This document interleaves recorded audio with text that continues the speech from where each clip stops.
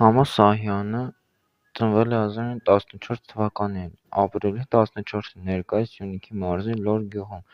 Գրական անունը ստեղծվել էր իր անվան կրճատումից և հոր անվան առաջին մասից՝ Ս.Ահ. Գումարաձյան։ Լոռը Արամած լեռան լանջի կիրճերից մեկում ծվարած շատ փոքրիկ գյուղ է։ Սահյանի հայրը Սահակը հավասարակշռված ճշմարտասեր, համեստ մարդ էր, եղել էր գյուղի նախագահը։ Մայրը Գայանե Լալայանը վաղ է մահացել։ Նրա նվիրական կերպարը նույնպես արտացոլվել է Սահյանի բանաստեղծություններում։ Օրինակ՝ «Իմ կյանքի գինն էիր, իմ ծիր կաթիլն էիր, և իմ բաժինն էր, և իմ բագինն էր, դու խառնված էիր շնչի սևությանս, դու իմ միակն էիր, ինչպես Հայաստանս, մայրս»։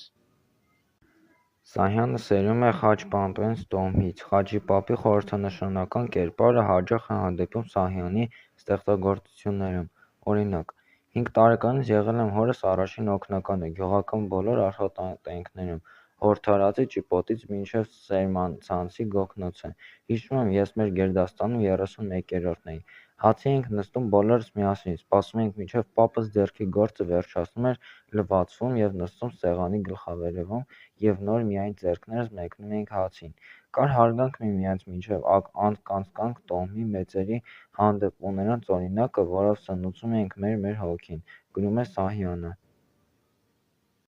Սահյանը 10-ից 13 տարեկանում սովորում է գյուղի տարրական դպրոցում, որտեղ տարիներ առաջ դասավանդել էր երիտասարդ Աքսել Բաքունցը, որին Լոռում բոլորը որպես Ալեքսանդր Վարժապետ գիտեին։ Երբ Սահյանը դպրոցական էր, Աքսել Բաքունցը կրկին գալիս էր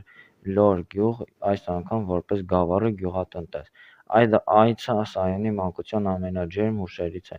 Բաքունցի գյուղ գալով Լոռի սարերում մի նոր արև բարձրացավ, հիշում է Սահյանը։ Սահյանի գյուղից հեռանալու պատմությունը Թումանյանի Գիգորը պահպանվածք հիշեցնող ելվեժների ունի։ Քաղաքում կրթվելու և մարդ դառնալու հեռանկարը չէր ոգևորում ապագա բանաստեղծին։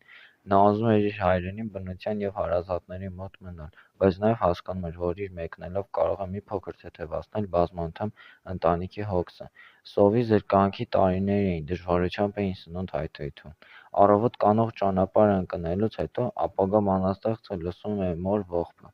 «Մի պահ կանգ առա, գյուղը մթության մեջ էր, բոլորը քնած էին, միայն հանդիպակաց ժայռերն էին արձագանքում մորս սգո մեղեդիներին»։